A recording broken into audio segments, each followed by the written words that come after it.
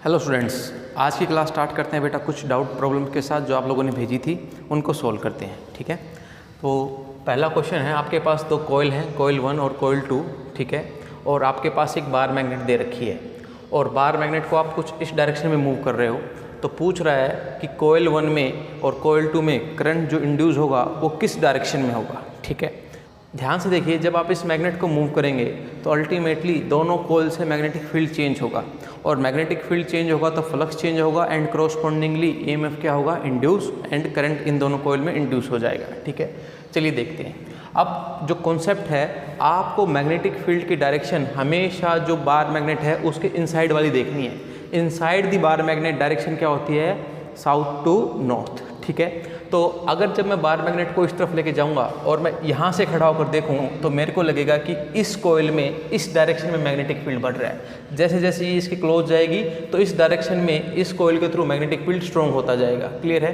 तो अब इसमें एक करंट इंड्यूस होगा सच डैट वो इस बढ़ते हुए मैग्नेटिक फील्ड का क्या करे, अपोज करे। तो अपोज किस डायरेक्शन में होगा, इस डायरेक्शन में। तो करंट की डायरेक्शन कैसे आएगी बेटा, ऐसे आएगी। मतलब जो ये बोल्ड वाला हिस्सा है जो कि कॉइल आपकी तरफ है उसमें नीचे की तरफ, और जो ये डॉटेड वाला हिस्सा है उसमें ऊपर की तरफ। That is something like this. ये क्लियर हो रही है बात आपको? तो करंट आपका इस तरीके से मूव कर जाएगा। हाँ के ना, क्लियर है? That will be current move from C to D। ठीक है, अब देखते हैं इस कॉइल की बारी है। जब मैग्नेट इस तरफ जाएगी तो आप कह सकते हैं कि इस कॉइल में इस डायरेक्शन में मैग्नेटिक फील्ड घट जाएगा। क्लियर हो रही बात? देखिए, ये दूर जाएगी तो इस डायरेक्शन में मैग्नेटिक फील्ड घटेगा इस कॉइल में। तो करंट इंड्यूस ऐसा होगा जो इस घटते हुए मैग्नेटिक फील्ड का क्या करे, अपोज करे। डेट इज उसकी वजह से भी मैग्नेटिक फील्ड किस तरफ आए, इस तरफ आए। ठीक है, तो मैग्नेटिक फील्ड इस तरफ चाहिए तो आपका ये होगी करंट की डायरेक्शन। डेट इज जो बोल्ड वाली है आपकी उसमें ऊपर की तरफ और जो डॉटेड वाली है उसमें नीचे की तरफ। क्लियर हो रही है बात आपको? तो अगर मैं बात करूं तो करंट इस बार फ्लो करेगा बेटा P से Q की तरफ। क्लियर है? या सॉरी Q, तो करंट इस बार फ्लो करेगा बेटा Q से P की तरफ। क्लियर है? तो यही बात मैंने यहाँ पर लिखी हुई है कि मैग्नेटिक फील्ड डिक्रीज हो रही है इस डायरेक्शन में तो फ्लक्स चेंज होगा और current induce such that it oppose the decreasing magnetic field in this direction. ठीक है, यहाँ पर देख लीजिए, मैग्नेटिक फील्ड इंक्रीज हो रहा है इस डायरेक्शन में, flux change and current induce will be such that it will oppose the increasing magnetic field in this direction. एक और क्वेश्चन है जो बच्चों ने पूछा, उसको देखते हैं बेटा। एक कॉइल है और वो मैकेनिकली रोटेट कर रही है with constant angular velocity in uniform magnetic field which is perpendicular to the axis of rotation of the coil. The plane of the coil initially held perpendicular to the field. Plot a graph showing the variation of magnetic flux and the induced EMF in the coil as the function of omega t. देखिए question क्या है बेटा, एक magnetic field है, that is this is the magnetic field, uniform magnetic field. ठीक है, और एक आपके पास कॉइल है और आप उसको रोटेट कर रहे हो उस मैग्नेटिक फील्ड में। ठीक है, लेट ये मेरे पास कॉइल है। ठीक है, और इनिशियली कॉइल और आपकी मैग्नेटिक फील्ड परपेंडिकुलर है, तो परपेंडिकुलर यही होगी बेटा। ध्यान से देखो, आप समझ रहे हो बात आपको? और आप इस एक्सिस के अबाउट, दैट इज ये चौक अगर आपको दिख रही है, इस एक्सिस के अबाउट इसको क्या कर रहे हैं, रोटेट कर रहे हैं। तो एक्सिस ऑफ रोटेशन और मैग्नेटिक फील्ड भी क्या हो गई है, परपेंडिकुलर हो गई है। ठीक है, देखिए जब आप इसको रोटेट करेंगे तो अल्टीमेटली जो थीटा होगा किस किस के बीच में, कॉइल और मैग्नेटिक फील्ड के बीच में, वो क्या होगा, चेंज होता जाएगा। क्लियर है बात? तो चेंज होगा तो फ्लक्स चेंज होगा और अल्टीमेटली ईएमएफ इंड्यूस होगा। तो आपको इस प्रॉब्लम के लिए फ्लक्स का और ईएमएफ का ग्राफ बनाना है as a function of omega t. ठीक है, तो ध्यान से देखिए, इस कंडीशन में थीटा 0 है, इस कंडीशन में थीटा क्या होगा, 90। इनिशियली ऐसे रखी है, लेट 90 डिग्री रोटेट कर गई। ठीक है, और अंत में देखो ये ऐसे रखी थी, अंत में घूम कर ये ऐसे ही आएगी। क्लियर है बात? तो ये मैंने 360 दिखा दिया है। तो ये आपकी प्रॉब्लम कुछ कुछ AC जनरेटर के जैसी हो गई है, कुछ कुछ क्या बेटा, सारी ही है। ठीक है, तो फ्लक्स क्या होता है, BA cos थीटा, और थीटा को मैं चेंज कर सकता हूँ ओमेगा टी से। ठीक है, तो इनिशियली फ्लक्स क्या होगा, आप देख सकते हैं, आपका मैक्सिमम 90 पर 0 और 360 पर फिर से क्या हो जाएगा, मैक्सिमम हो जाएगा। अगर मैं बीच के और एंगल्स लूँ, 180 पर क्या होगा, maximum, but in opposite direction, 270 पर 0। तो ये कल क्वेश्चन किया था हमने, तो ये कोई आपके लिए बड़ी महाभारत नहीं है, आप कर दोगे फ्लक्स और थीटा का, डेट इज ओमेगा टी का वेरिएशन कुछ इस तरीके से होगा, है ना। चलिए अब आपको पता है EMF क्या होता है, d phi by d t with minus sign, ठीक है। तो फ्लक्स आप यहाँ पुट कीजिए और उसका डिफ्रेंशिएशन कर दीजिए विद रिस्पेक्ट टू टाइम।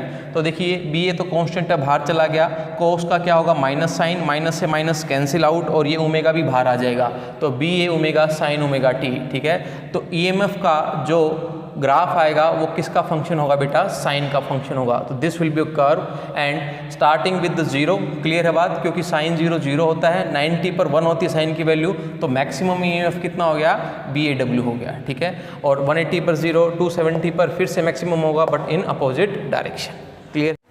कुछ स्टूडेंट का बेटा यूनिट नंबर 2 के रिगार्डिंग भी प्रॉब्लम आए थे, चलिए उनको भी देख लेते हैं। पहला क्वेश्चन क्या है, आपका एक प्लेटिनम वायर है और उस प्लेटिनम वायर का आइस पॉइंट पर रेजिस्टेंस कितना है, 5 ओम है, ठीक है। और स्टीम पॉइंट पर रेजिस्टेंस कितना है, 5.23 ओम है।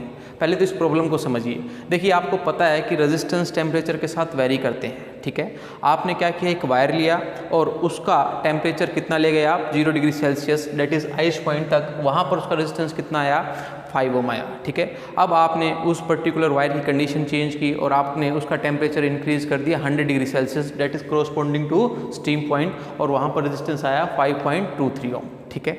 अब दो टेम्परेचर पर आपको वायर के दो रेजिस्टेंस पता है, this is temperature is equal to 0 degree Celsius and this is temperature is equal to 100 degree Celsius, clear है बात आपको। अब क्या किया, आपके पास कोई भी एक लिक्विड है या बाथ बोल लीजिए, ठीक है, उसका टेम्परेचर कुछ भी T होगा, आपने वो वायर उस पर्टिकुलर बाथ के अंदर डुबोया, और क्योंकि अब उस पर्टिकुलर वायर का टेम्परेचर इस T के कोरोस्पोंडिंग हो गया होगा, तो रेजिस्टेंस भी क्या हो गया होगा, चेंज हो गया होगा। और अगर आपने जब इसका रेजिस्टेंस नापा, that's comes out to be 5.795, ठीक है। ये बात तो निश्चित है कि ये इस पर्टिकुलर बात का टेम्परेचर 100 से ऊपर होने वाला है, क्योंकि आप रेजिस्टेंस देखिए, यहाँ पर रेजिस्टेंस ज़्यादा है as compare to 100 degree Celsius पर जो रेजिस्टेंस है उससे, क्लियर है। तो आपको बताना है ये T, that is the temperature of hot bath, ठीक है।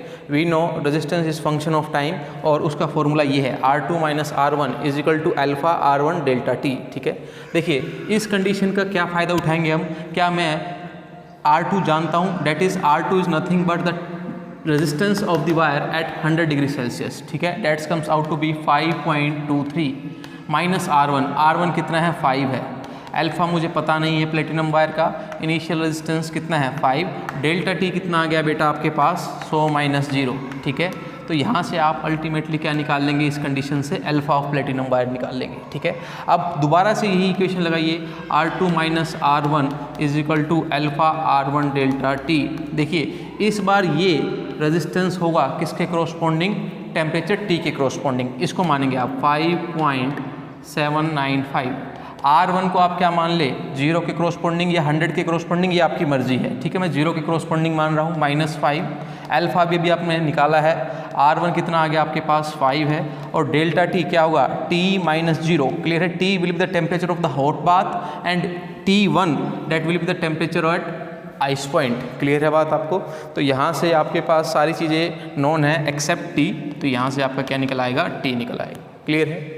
एक और क्वेश्चन देखिए, एक वायर दे रखी है जिसकी एरिया A है और लेंथ L है, और रजिस्टिविटी कुछ इस तरीके से दे रखी है, that is rho naught bracket में 1 प्लस अल्फा एक्स, मतलब रजिस्टिविटी x के साथ क्या कर रही है, चेंज कर रही है, क्लियर है। ये एक ऐसी वायर है जिसमें रजिस्टिविटी लेंथ के अलोंग क्या कर रही है, चेंज कर रही है।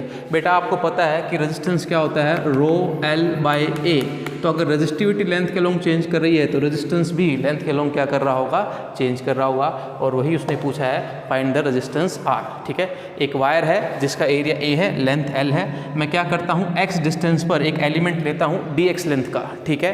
तो इस पर्टिकुलर एलिमेंट का रेजिस्टेंस कितना होगा, रो dx, लेंथ dx है और एरिया तो क्या है, कांस्टेंट है a, ठीक है। अब आप रेजिस्टिविटी को पुट कर दीजिए जो उसने दे रखा है, ठीक है, that is rho naught 1 plus alpha x dx by a, ठीक है। और अल्टीमेटली आपको इंटीग्रेशन करना है, क्योंकि स्मॉल लेंथ आपने dx का निकाला है, और जब आप ऐसे dx एलिमेंट को ऐड करेंगे तो आपका टोटल लेंथ का क्या आ जाएगा, रेजिस्टेंस आ जाएगा। और जब सम का मतलब क्या होता है बेटा, इंटीग्रेशन, तो रेजिस्टेंस निकाल लिया मैंने, ठीक है, इंटीग्रेशन करके एंड लिमिट फ्रॉम 0 से L, क्योंकि वेरिएबल क्या है बेटा dx है, ठीक है। रो नोट a को बाहर निकाला। अब देखिए ये 1 है, 1 का इंटीग्रेशन क्या होता है x, alpha as it is, और x का इंटीग्रेशन क्या होता है x²/2।